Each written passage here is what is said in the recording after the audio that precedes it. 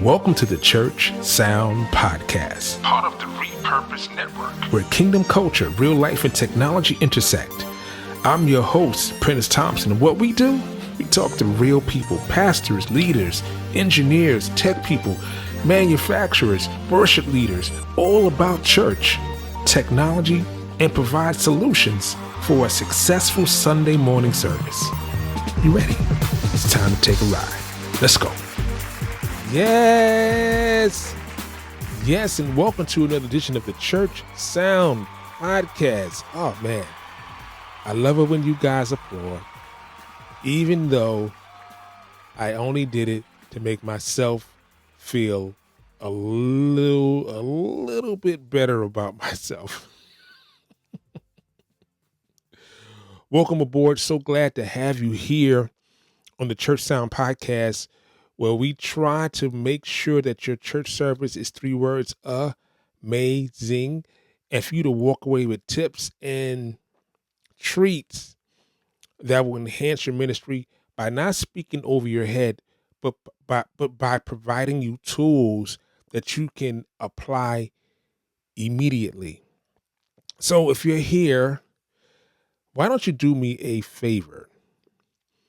Why don't you like, subscribe, review, and share, because sharing is caring, and you should, because the information I have will definitely empower you, and that's my goal, and that's why we are here every Tuesday. Show goes up at 6 a.m. on the audio and 8 a.m. for video. So if you are watching, do me a favor, not only subscribe, but get notified as well. So when it goes up, you know about it. Hit us up on all of our socials, the Church Sound Podcast, everywhere, and be part of the family. I do a lot of clips of narratives, behind the scenes things, and even with me mixing at a church. So do me a favor and do that. And looking forward to seeing you there. Today's topic, like right now, I'm recording this on a Sunday evening because it's super fresh. And I was training a young engineer. Well, I can't say he was an engineer. He was someone that was interested. Let's put it like that. He's a teenager. And they kind of threw him at me. Said, hey, listen, can you put him on? I'm like, okay. So, which is rare. Let's put it like that. Which is very rare for this to happen. And I handed him a pair of headphones, and his first response was, what do I need these for? He had his earbuds in. Now, while he has his earbuds, think about this. He has his earbuds in. He says, why do I need this? And I go to explain to him why. And I thought about it. I've seen other engineers not have headphones. And it baffles me. I was like, why? I don't understand. This makes no sense. So go with me, if you will. If you are driving, don't do this. If you are walking on a treadmill, do not do this. If you are moving in any way, shape, form, or fashion, do not do this. But if you can, close your eyes. If not, just imagine. Imagine yourself in a kitchen on a Sunday morning. You know, your family's waiting for you. They're upstairs getting ready for church, and you're preparing a meal. And maybe your mother-in-law's visiting, maybe your grandmother's there, your grandfather. You know, these are important people in your life. And you're preparing this meal for them. Very, very important meal, because it's the first meal of the day. But this is what happened. Instead of tasting each ingredient, the soup, the biscuits, the sauce, the eggs, you just throw it all together in the pot and you say, let's hope for the best. I want you to now picture your mix on Sunday. the same pressure, the same expectation. But the question is, are you mixing by faith or by taste? There is a button on your mixer, and it's usually labeled PFL, which means pre-fader listen, or it could be listed as solo, one of the two. Imagine this button as a tasting spoon. So let's imagine each ingredient. You know, every vocalist, every type of vocalist, whether it's a soprano, an alto, a tenor, a bass, a baritone, each instrument, the guitar, the electric, the Strat, the acoustic, the Les Paul, the 4-string, the 5-string, the keyboards, the organ, the sound from the video announcements, the music that plays in the background before service. Imagine this all as a tasting spoon. Before serving your congregation this final dish, think about that. So this is what I want to do. I want to walk through 5 deep intentional points that really draw out why this button is so important. I had the pleasure of teaching this to a young man, and his eyes opened up when I showed him the reasons why. So when you hit the solo button, this is what you're doing. You're not just isolating a sound, you're inspecting an ingredient. Is this vocal mic clean? Is the DI box warm or brittle? Is the acoustic guitar carrying a low end rumble that could cloud up your mix? See, just like a chef must taste every individual ingredient before combining them, your job is to intimately know the tone, know the character, and the potential of each source. Without that solo moment, you are mixing blind. Let me tell you what happened to me. Now, when I show up to mix, I bring my own headphones. I bring my own teacup, water cup. I bring my own stand for my phone because sometimes people will relay information to me via text. I come prepared for the moment. When I first started mixing at this particular church, I wouldn't bring my headphones, so they had a great pair there. I arrived one Sunday morning, and the drummer decides he's going to use the headphones because his in-ear is broken, and he just took my headphones from the mixing station. Now that's on me. I normally walk around on my own, but I got lazy, right? And the person that was in charge of production says, "Well, you could do it. It's no." And I'm looking at him like, "Are you crazy? I cannot use my tasting spoon. I am mixing blind. I have no way of knowing the sources that are coming in." So imagine that without the button. If you don't know the flavor of something that's coming in from the lead vocal or the background singers, you are lost. Or if you have a muddy sound on the bass or the keys, navigating the solo button is like seasoning soup. It's like tasting it. It's like tasting it. It's like sipping it,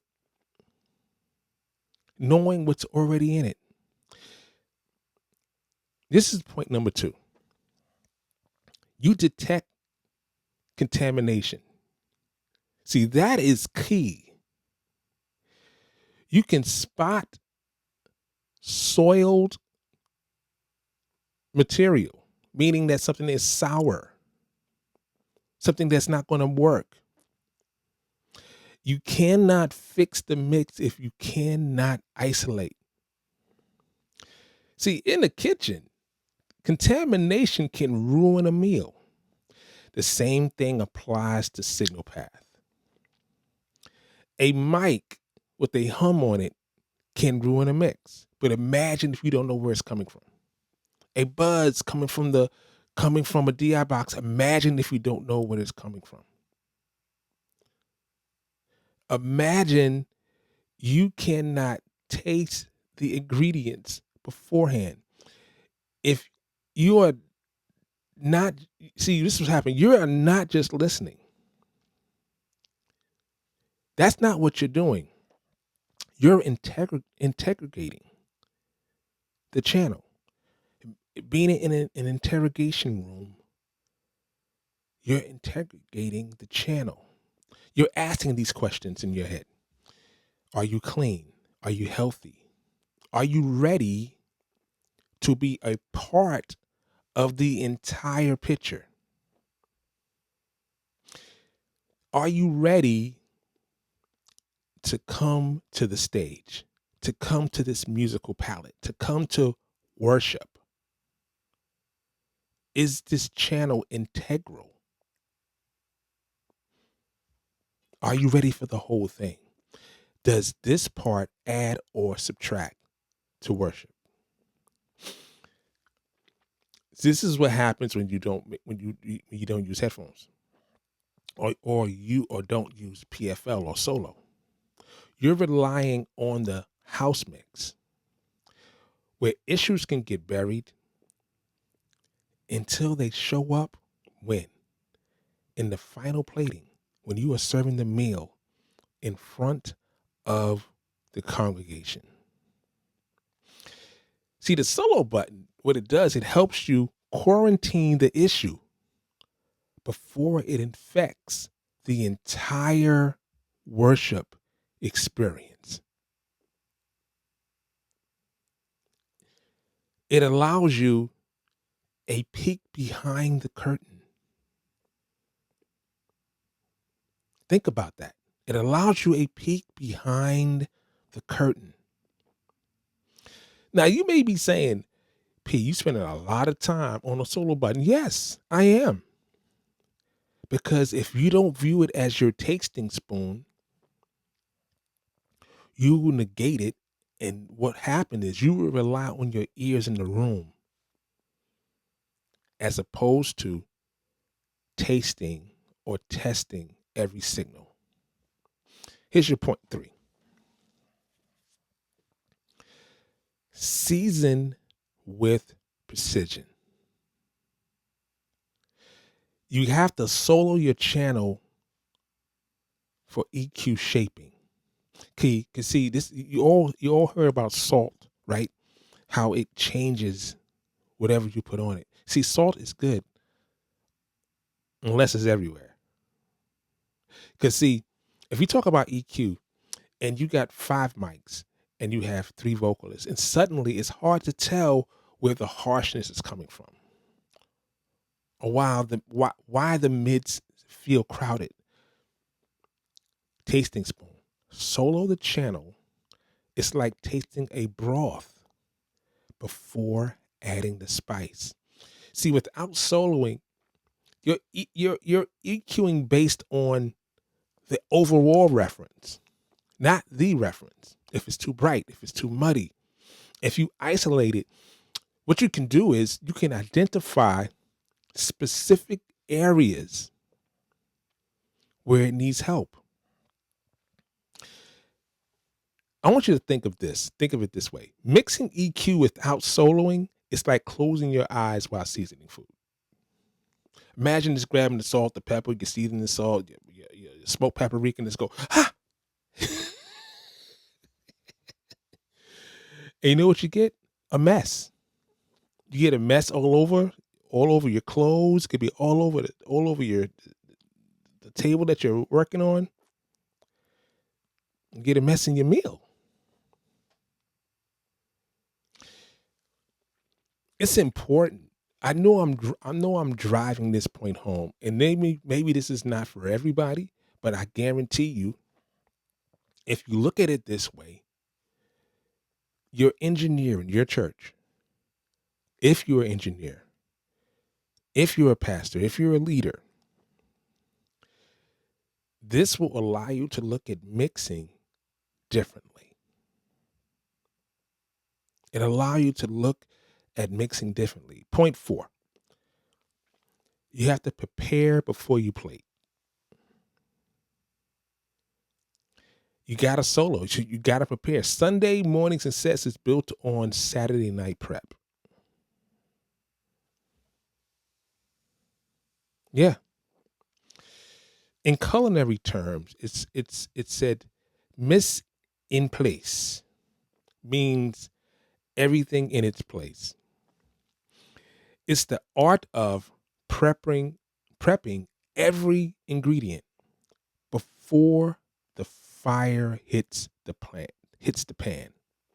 You're slicing up your onions, you're chopping up your peppers, you're preparing everything before you put it in the pan. For a mix engineer, your solo button, your PFL button, is like your pre-service prep. You solo each channel during rehearsal. You solo each channel during sound check. You solo each channel so this way you know exactly what's happening on every song. I'll give you a great example. This Sunday, or today, when I was mixing, we have a singer who is a contralto. She has a lot of range, Amazing singer. She doesn't lead a lot of songs, but she's a great fill. She does lead songs, but not a whole lot.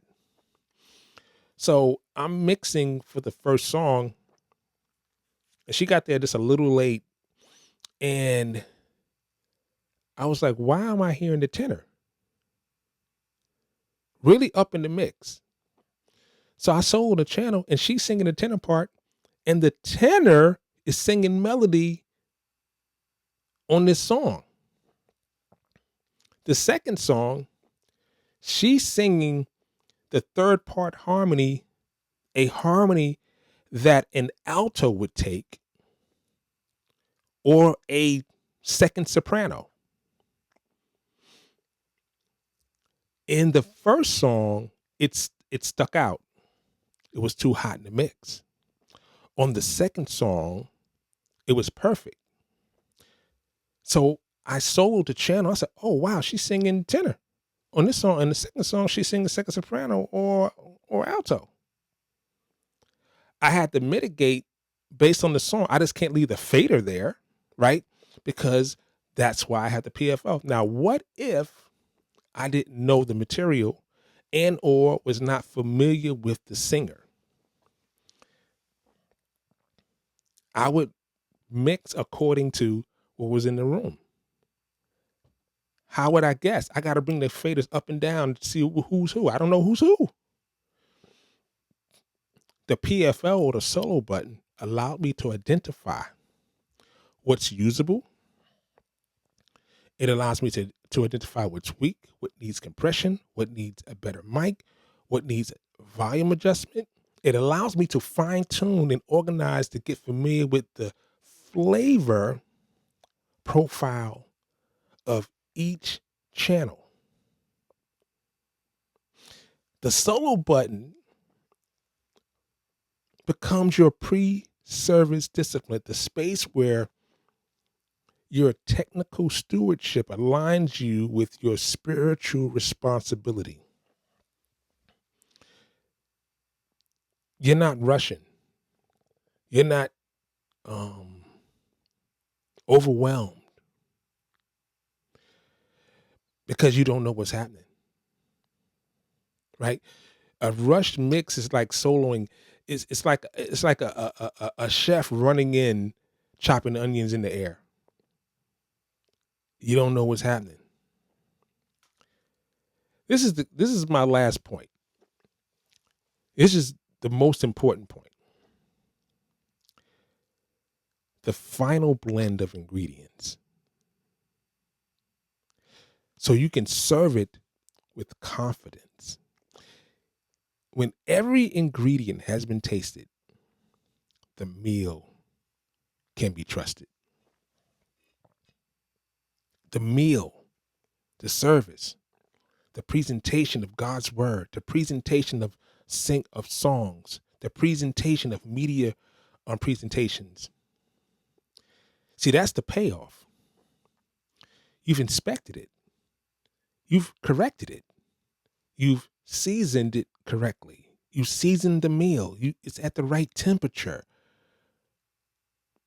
It's served at the right temperature. It's cooked at the right temperature. It's on the right plate, using the right utensils.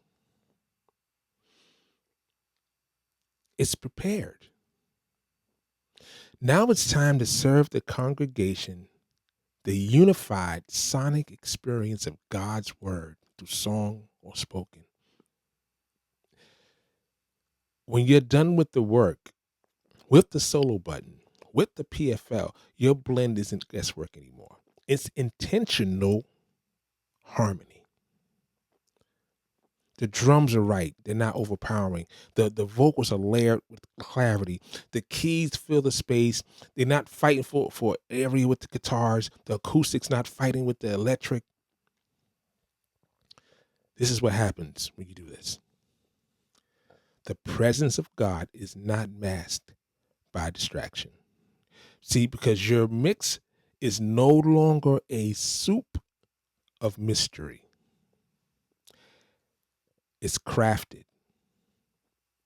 It's a crafted table of worship. So, the solo button, the PFL button, use it. Use it as your tasting spoon. Use it as the area where you can taste the ingredients before serving the people of God.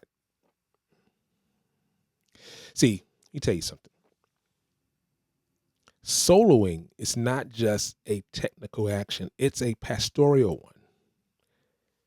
Taste before you serve, mix with intention, feed God's people with excellence. Yeah. So, before we get out of here, this is what I want you to do. I want you to send this to your engineer.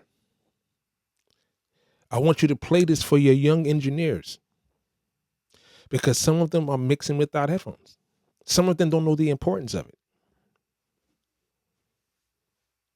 It's very, very important to understand how to use the equipment that you have effectively. Effectively is very, very important. So, like, subscribe, review, and share.